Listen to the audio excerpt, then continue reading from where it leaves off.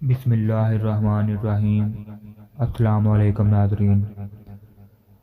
اللہ نے حضرت آدم علیہ السلام کو کس طرح پیدا کیا، حوا اور آدم کو جنت سے کیوں نکالا گیا، ہم آپ سے حضرت آدم علیہ السلام کا قصہ بیان کرنے جا رہے ہیں۔ حضرت آدم علیہ السلام اس مخلوق کائنات میں سب انسانوں کے باپ ہیں۔ آپ جمعے کے دن، جس کی مدت 40 سال تک تھی، مٹی کی ایک بنائی ہوئی مورتی کی صورت میں پڑے رہے۔ ابلیس، جو انسان کا ازل سے دشمن تھا، جب پاس سے گزرتا اور کہتا اس کو کسی خاص مقصد کے لیے پیدا کیا گیا ہے، اور مورتی کو دیکھ کر فرشتے بھی خوف زدہ تھے۔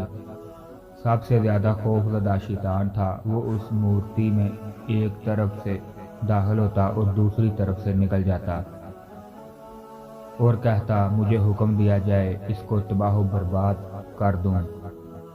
اس وقت حضرت آدم علیہ السلام کا مورتی کا قد 60 ہاتھ برابر تھا۔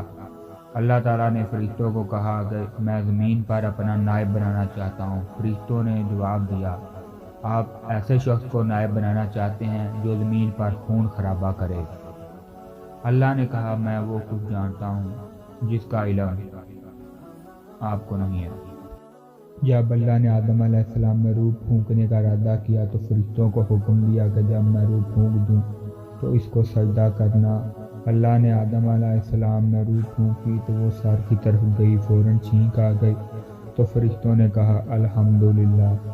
پھر روح آنکھوں کی طرف گئی تو جنت کے باغ نظر آئے۔ پھر وہ پیٹ کی طرف گئی تو بھوک محسوس ہوئی، فوراً جنت کے پھلوں کی طرف بھاگ گئے، لیکن روح ٹانگوں کی طرف نہیں گئی تھی۔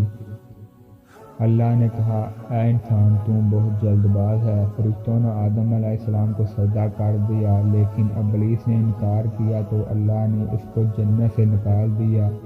آدم اور حوا کو کہا تم جنت میں رہو گے، جو چاہو گے کھا پی سکو گے، لیکن اس درخت کے پاس نہیں جانا۔ ابلیس، جو انسان کا دشمن ہے، اس نے حوا اور آدم علیہ السلام کو بھڑکا دیا۔ وہ اس درخت کے پاس چلے گئے جس سے اللہ تعالیٰ نے منع فرمایا تھا۔ اللہ نے آدم علیہ السلام کو اور حوا کو جنت سے برطرف کر دیا۔ پھر آدم علیہ السلام نے کچھ کلمات سیکھے اور اپنے رب سے معافی مانگی۔ اللہ نے معاف کر دیا اور کہا بے شک تمہارا پروردگار کی ہاں ہدایت موجود ہے، جنہوں نے میری پیروی نہ کی ان کو کوئی ہدایت حاصل نہ ہوگی اور نہ ہی وہ غمناک ہوں گے۔ اللہ جسے چاہتا ہے ہدایت دیتا ہے اور جسے چاہتا ہے گمراہ رکھتا ہے۔ ابلیس، جو ہمارا دشمن ہے، اللہ نے قیامت تک کی اس کو مہلت دے رکھی ہے اور اس کا ٹھکانہ صرف اور صرف جہنم ہے۔